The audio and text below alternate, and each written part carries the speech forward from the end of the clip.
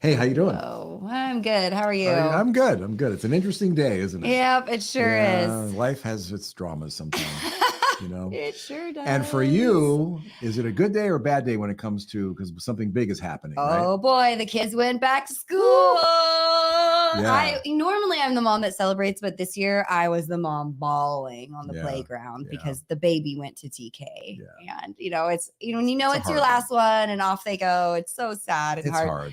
It's hard. And so now it's been a week of school and everybody's adjusting really well. But today my 4-year-old screamed and cried when I dropped her off. Ooh. Oh And it's always so no, hard. And like Mama. the teacher's like pulling them away and they're going, Oh, I hate Why? that. And your heart, I'm a terrible mother. I'm leaving And this the kid to best go to part work. is all the other moms from Yeah. the school are texting me all morning. I saw Oh Claire my this morning. Are gosh. you okay? Oh yeah, it's awful, isn't it? I mean, the things we have to go It's through. heart wrenching. It's really something. So It's really something. that was a hard morning for Yeah. me. But they're back to school, baby. Yep. Normal schedules. Here we go. Yep. I'm into it. Yep. And I might be becoming a grandfather again today. Yes. We'll see. Yep. My daughter's at UCSF. She's got a real challenging pregnancy.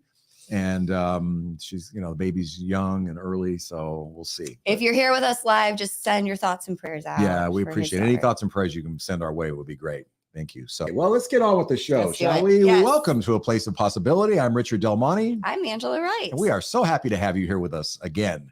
So, what's on the docket today, boss? Oh man, we are spilling the tea on the 10 biggest retirement mistakes that people make. And you know that we've been doing this a long time. Yep. So we've seen people go into their retirement and all the way through, to the end of their days.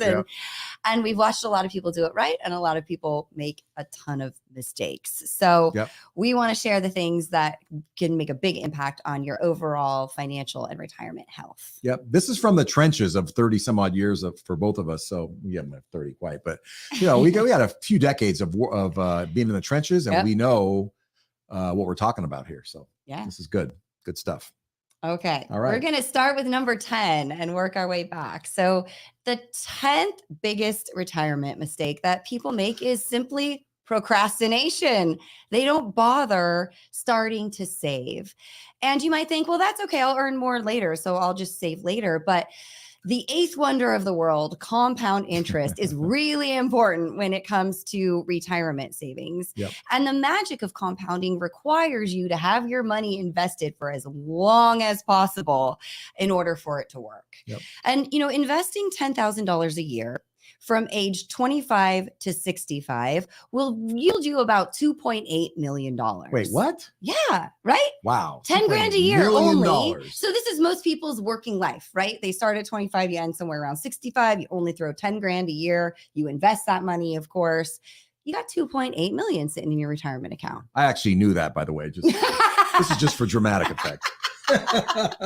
It's not Imagine a if I was newsflash to me. surprising you. 38. How many years have you been doing this? You don't even know? Yeah. All right. So what happens if you delay by 10 years? It cuts that in half, more than. So if you invest now $10,000 a year from age 35 to 65, you only have 1.2 million.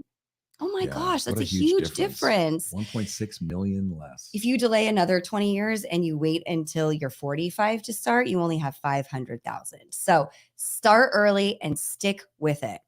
And not only do people fail to procrastinate, they don't do any retirement planning at all. Why bother? Yeah. Me worry? Yeah. Right? Yeah. It is a head scratcher for us because we're planners. Like we were just born doing this. But I think if you're one of those people who's procrastinated, don't kick yourself, because facing the reality of someday not being able to generate an income, and you kind of got to face your mortality when you think about retirement planning. It's just a lot, and it's overwhelming for people. And, they just want to pull a Scarlett O'Hara. I'll think about that tomorrow. And, it's a huge mistake. So what are the most important things to consider when you're planning for your retirement? All right. Yeah. So you're looking at this. I've got a short list. These are the most important factors. So your average family lifespan, considering your longevity, will let you know how much money you need. If everyone died of a heart attack at age 65 in your family, you might not make it to 110.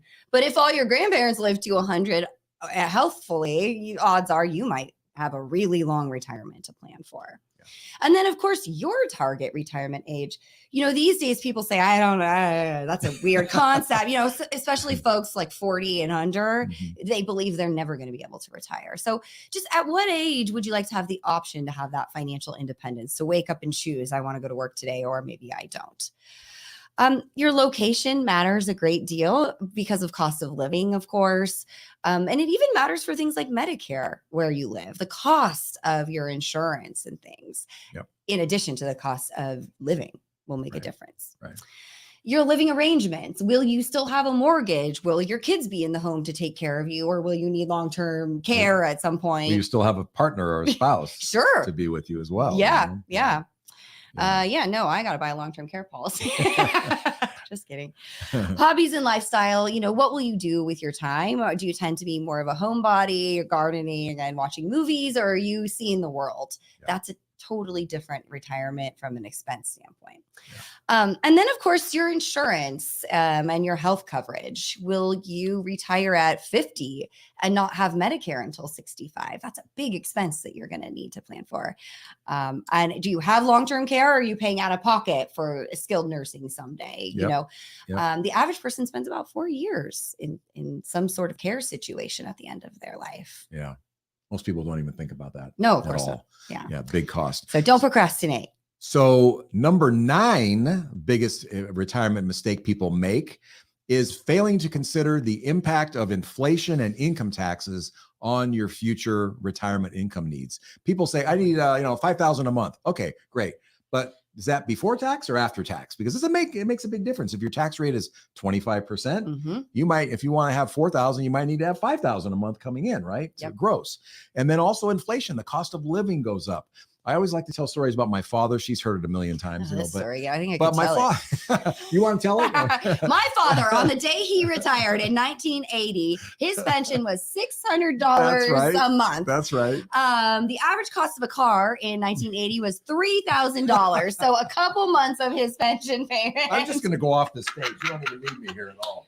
But now fast forward all these years, he is still getting only $600 a month. Well, upon his passing, he died. Yeah, but finish the story. He's getting $600 a month, but the latest car he bought was not $3,000; it was $20,000.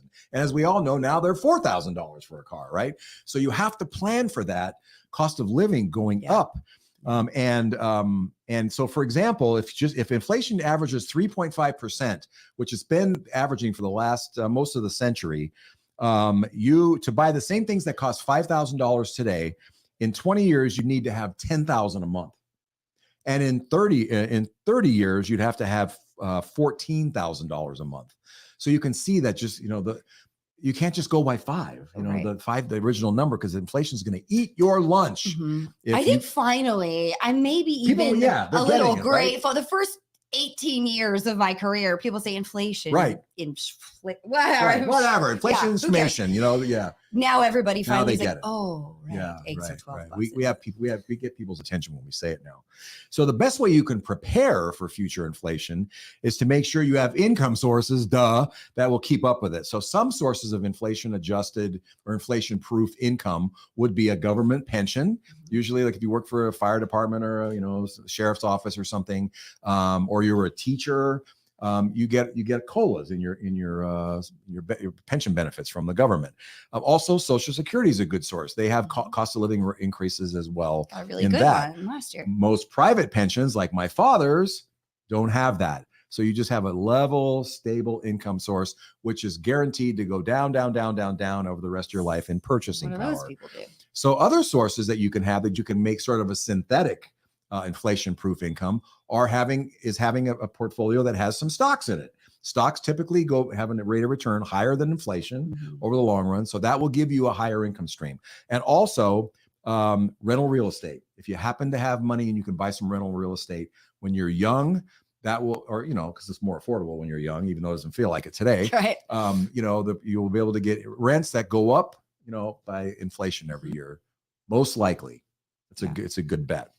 Taxes can also destroy your retirement because they eat up a big portion of your income, and they can sneak up on you through hidden taxes like higher Medicare premiums. If you make too much money and you're a married couple, you can actually have your Medicare premiums can go up by more than $12,000 a year.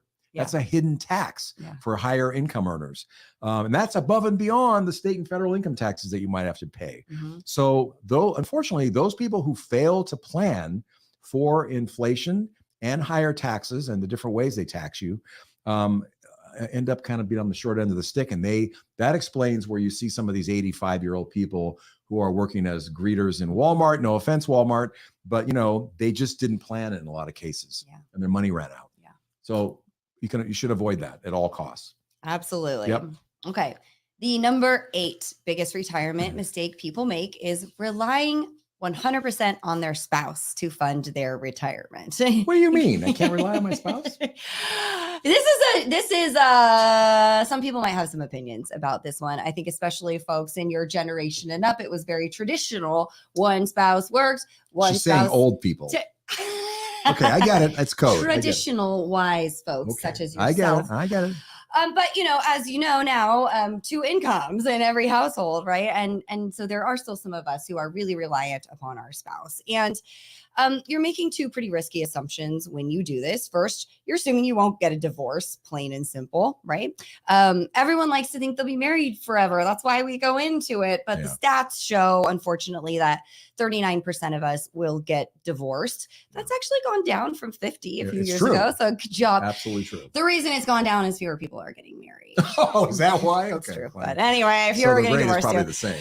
But what's interesting is increasingly people are divorcing later in life. And this kind of makes sense, right? Like many folks your age, you just kind of couldn't get divorced. The kids were home. True. You had to wait till they grew up. Don't split the family up. Or, you followed a traditional value set, right? And now you're just so sick of the person. You're like, I can't stand him. Forget what the priest says. Get out of my house. Now he's home every day with me. I can't deal with it. Yeah. So divorce has actually, among folks over age 50, it's doubled between 1990 and 2015. That's a scary stat. So you have a higher chance of becoming single later in life these days. The second risky assumption is that your spouse is going to adequately prepare and, save enough for everybody. And so being in conversation about how we're doing that and how much there is and what's the backup plan if you become disabled, and you'd be shocked the number of clients we have where only one spouse comes in. Shocked. And right. And the other spouse just really doesn't know what's going on. They're just checked out. Yeah. So huge mistake. At the very least, stay involved and understand what the future looks like for you in any of these potential future circumstances. Yeah. And always have a plan B. Yep. So the number 7 biggest retirement mistake people make is not contributing enough to your 401k plan to be able to get the company match. Oh my gosh. I mean, you'd be shocked how often this happens. People are like, well, I don't know. Yeah. But the deal is that most 401ks, not every one, but they offer a match. They match up to a certain percentage of your income. So if you put in 10%, they might match 50 cents on the dollar up to 5%. So if you don't put in 10%, you're leaving that money on the table for someone else to get. And that somebody else, by the way, is your employer. Yeah. I'll just say, your employer is probably not going to hound you to do this. Why would they? Yeah. It's money out of their pocket that they have to match you. You're not contributing. They don't have to do it. Right. So they're not going to watch your back on this. Right. According to CNBC, only 72% of employees who have access to 401k and 403b plans even took advantage of them at all. Meaning that 28% don't even bother. Yeah. Which is a huge crime. Yeah. Failing to take full advantage of your employer's match may not seem like a big deal. What's 5%, right? Or whatever the percentages you're leaving on the table. But you have to consider the compounding effects of that money over time. So, because you earn interest on top of interest on top of interest that you've already accrued. So just your losses can really add up. So think about it. It's free money, people. Free money. You're leaving it on the table. Don't lose it. Yeah. So if you were to miss out on a $2,500 a year match from your employer, which would be about a little over $200 a month, over a 35-year career, your loss would be almost $500,000 in assets that you would have in your account, which would buy you about $25,000 a year of income for retirement, inflation adjusted, for the rest of your life. So it's not a small thing. Yeah. It's a huge thing. Don't make that mistake. Always contribute enough to receive all the matching funds that your employer has to offer. And don't assume that because you're in an automatic investment plan that you're automatically getting, you're contributing the maximum so you get the match. A lot of times employers set the default rate really low because they don't want to pay the match. They want to keep the money, of course, right. And I will say, for those of you who are rolling your eyes, like, I don't get paid enough to contribute to the 401k. I understand that's a real problem in our society. You know, like your income is less than your bills. And so my tip for you is the next time that you get an increase in pay, put all of that into the retirement plan. Good point. Instead of spending it. You're used to getting by where you are. So that next increase. Right. That's a good point. Raises are becoming more abundant right now. So you could take that and do that. Yeah. And a pro tip, periodically make sure that your employer's plan has you on the right track financially. We will provide a free service to our clients where we check your asset allocation of how the money's invested and make sure you're properly diversified. We'll also check to see if you're paying too much in fees, which a lot of these plans have high fees in them. Mm-hmm. So, good. Yep. That's a good point. Thank you. Yep. All right. So biggest retirement mistake number 6, holding too much of your company stock. What's wrong with that? I'm about to tell you. I know the answer. Sorry.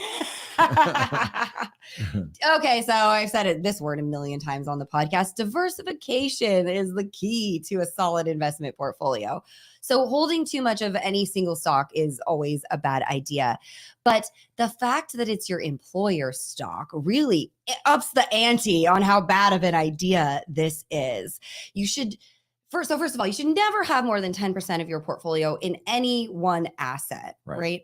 And, you know, keeping more than that in your company stock is where the danger zone begins, even if your company has been around a really long time, is super stable, is growing really well, because you have to be positioned for a downturn. You never know what might happen with your company. And when it comes to your company stock, not only is a portion of your investment portfolio there, your current income and livelihood are tied to that company. So you've got a lot of eggs in that basket, actually. So this can happen, like sudden downturns can happen to large established companies. Don't think because you work for Oracle that you are totally safe from this. And I'm just going to run off some names. Kodak, Blockbuster, Enron. I think it's First Republic, Silicon Valley Bank recently. Right? Washington Mutual, Lehman Brothers. Many of these, it was an overnight situation. In fact, we had a client that worked for Enron. Much of his assets were in the company stock. He went on a sabbatical for 1 month to Italy. Poor guy. And this is the month that the news comes out about Enron cooking the books. And by the time he gets back from Italy, he has no company stock. All of his retirement is gone and he has no job. It was devastating. Fortunately for him, he was he and his wife were wise. They were very frugal. They quickly rebuilt their savings. And I will be happy to tell you that now they are vacationing in Europe full time.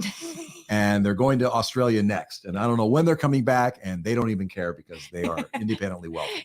So don't cry for them tonight. Right. But I mean, you know, the fact is they got into real trouble. They really did. And so, you know, if you are enrolled in an employee stock purchase agreement of some kind, and maybe you're making automatic purchases, the advice is to have a plan for what you're going to do on the back end. When are you going to consistently sell these off so that you don't get into that pickle of having more than 10% in the company stock? Right. So the number 5 biggest financial mistake people make in retirement, for planning for retirement, is being too emotional with your investments. Never, never, ever. Do we say never enough? Never, ever let your emotions get the best of you when it comes to investing. Just recently, I spoke to a client who admitted that they stopped putting money in their 401k last year because the markets were going down. And so guess what happened? They did that because of what was happening currently. And of course, this year, the markets are way up. They're not putting any money in. So they missed out on all of that opportunity to buy in the markets at the lower prices last year than now when they're 15 to 20% higher, depending on the asset class. And what people say is, I've heard this too from other people. You're not alone if you did this, by the way. It's common. They'll say, I put the money in and it disappeared. It evaporates the next day. But it's not evaporating. You're using that money to buy shares at a lower price. So even though the market value has gone down, you still own those shares so that when it goes back up, your gain is higher than everyone else's because you bought at the low point. Yeah. There's an old axiom somewhere that I heard, like buy low and what was the other one? Sell high. Yeah, sell high. Yeah, that's what you have to do. So you look at that opportunity, that situation as an opportunity. Another way this emotionality plays out is by moving your money in your retirement account to cash when you're afraid about the markets. And who among us didn't hear this year or last year, we're going to have a recession this year. It's going to be bad, and so it turned out to be another recession that never occurred. And instead we had a surging stock market. And there we are. So we don't do this. Don't go to cash in your retirement account because you're basing it on just your hunches. I don't know what's going to happen in the next 6 months. Do you? If I did, I wouldn't be sitting here. I mean, we don't know. I would be on a beach. All we know is we got to keep looking. I'll tell you, I have a graph. I wish I could put it up here on this. In fact, we'll try to put it in the show notes.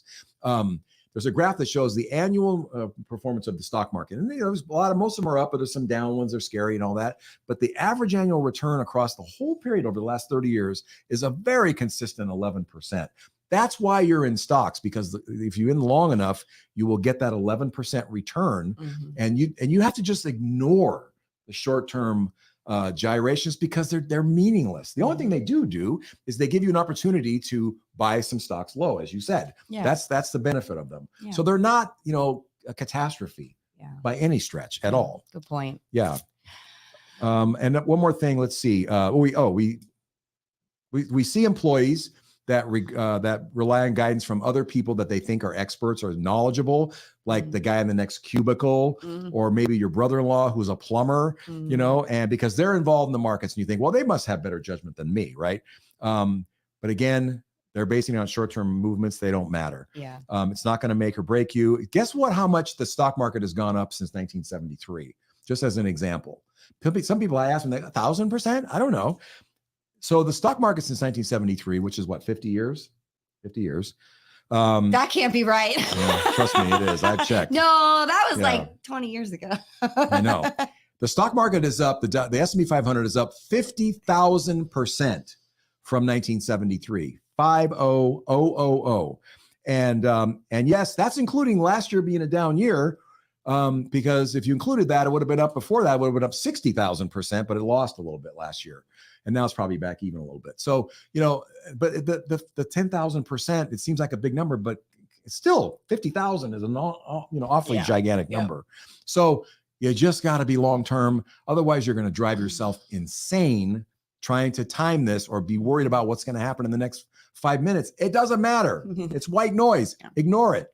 Assuming you have properly allocated your portfolio in the first place, it's white. The money you need if you have everything in Oracle stock, you should probably do something. Or the money you need to pay your, property taxes in 3 months. Do not have that in the stock market.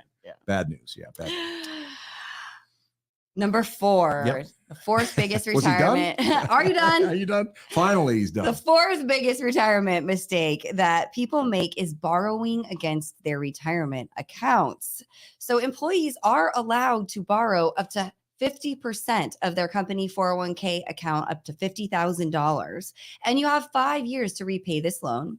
And you pay a very reasonable interest rate back to yourself. So it sounds like a really great deal, totally harmless, right? No. I've got $25,000 in credit card debt at 24% over here. And I've got my 401k with 50 grand in it. So why don't I just take 25 grand and pay off the debt? Right. Makes sense. And so many people do this, so some of my girlfriends are going to call me after this and say, hey, why are you talking shit about me? Why don't you tell me to do that? They're going to say, you're talking about me. I am because the black and white numbers make that seem like it makes sense. But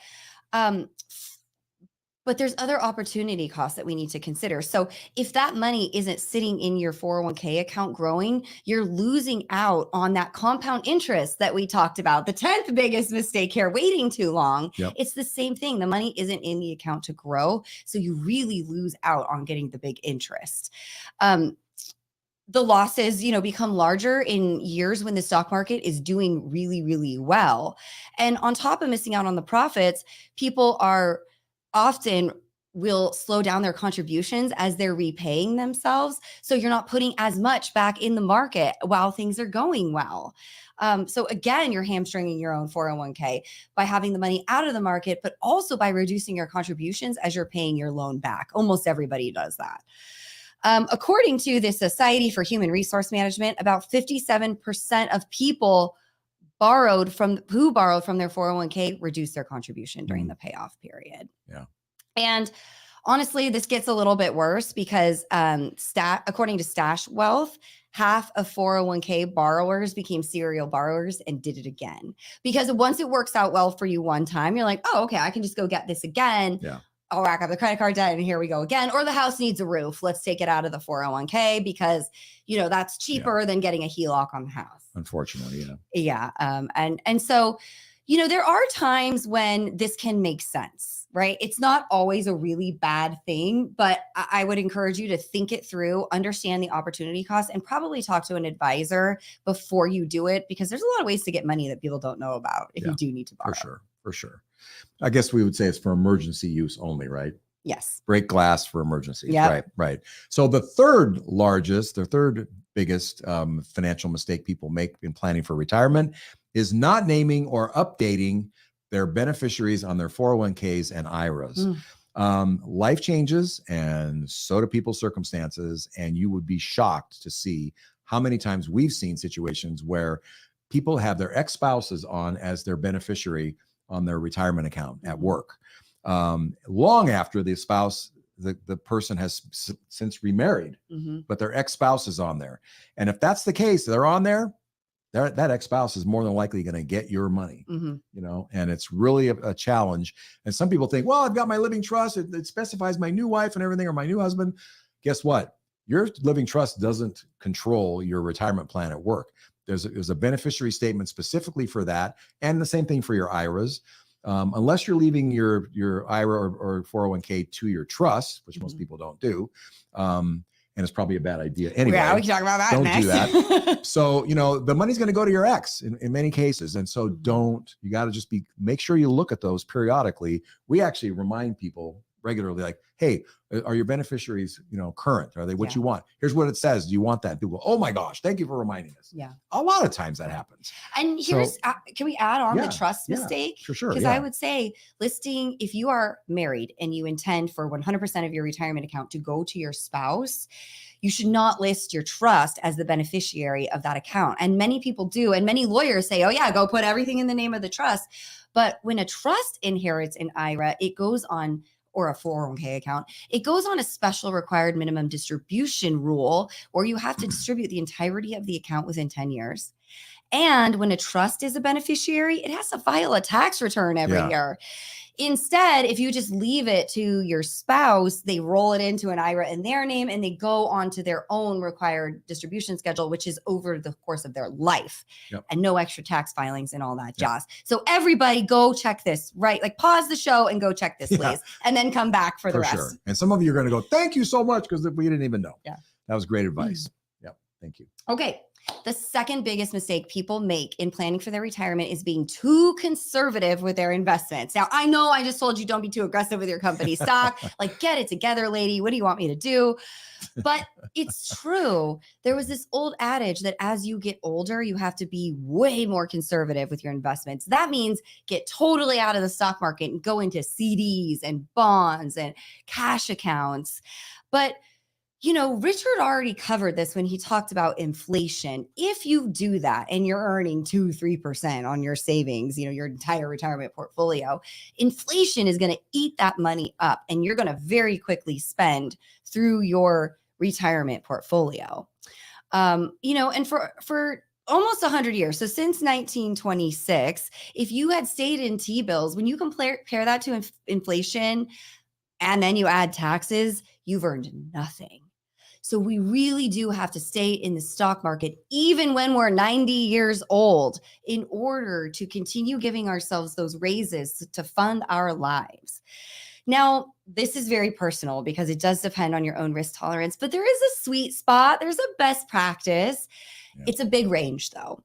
And you should consider keeping between 40 and 70% of your total portfolio in stocks. And where you fall on that 40 to 70 will really depend on your own guts, you know, and how much you like to see the volatility in your portfolio. But even 40% will start to inflation proof your retirement portfolio. Definitely. Definitely. So the number one biggest retirement mistake people make is taking Social Security benefits too early. Mm-hmm. Many retirees focus on the opportunity of missing out on money if they don't take it as soon as they but hit it's going to run 62. out. I got to get I got to get in. Yeah. You know, I want to get more years. And, you know, and so if they defer past age 62 or 67, they think I'm missing out on money. And in truth, it does require you to maybe live, like if you defer to age 70, which is what we commonly recommend to people with exceptions.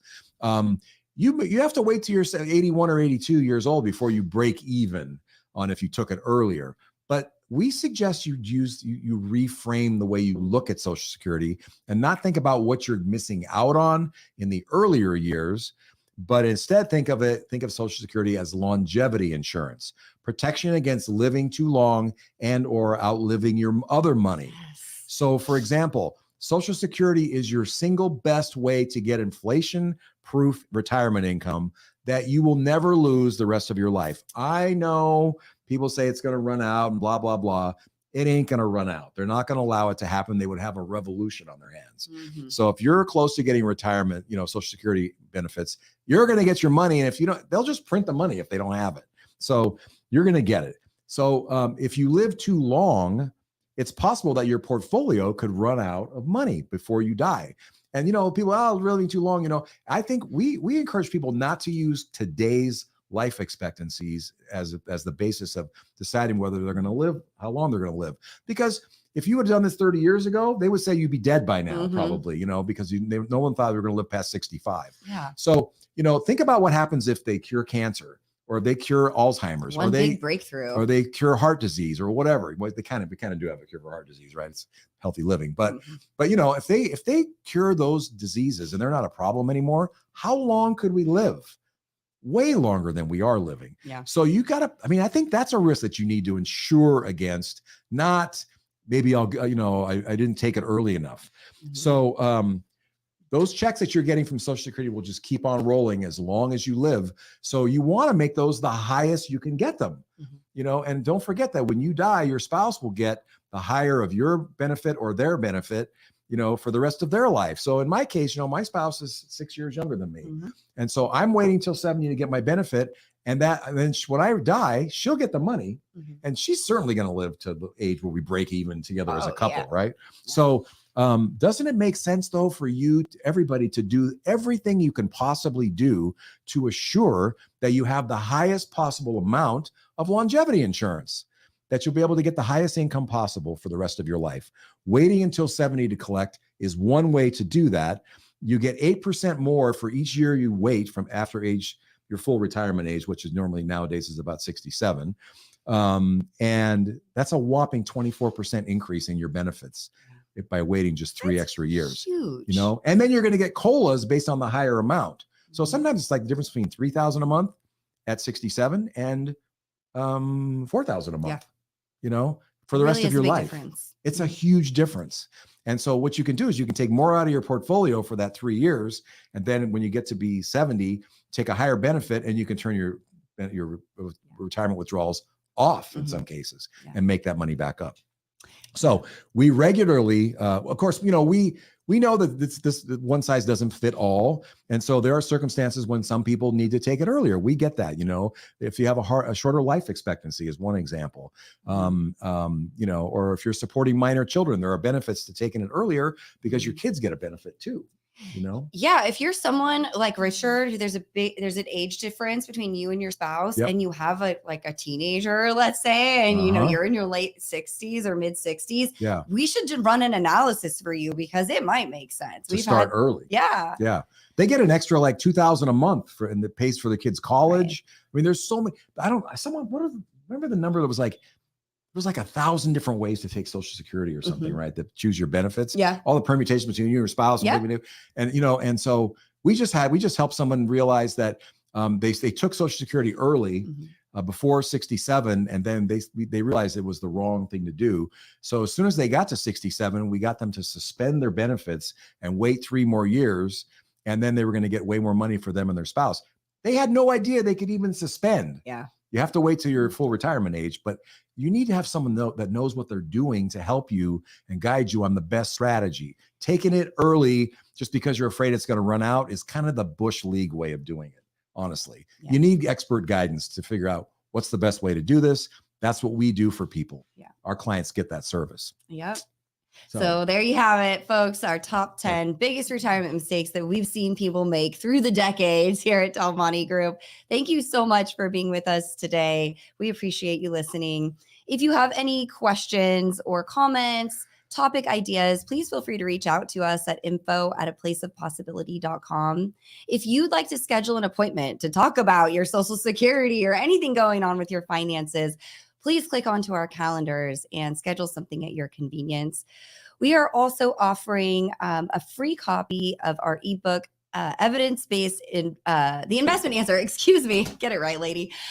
And if you'd like a copy of that, click on the link. We'd be happy to send it out to you. It is a great primer on how we invest client portfolios, and it's also really easy to read. So recommend you check that out. That's right. And so thank you very much for listening and watching us this week. We will look forward to seeing you again in 2 weeks. And remember, until then, you're invested and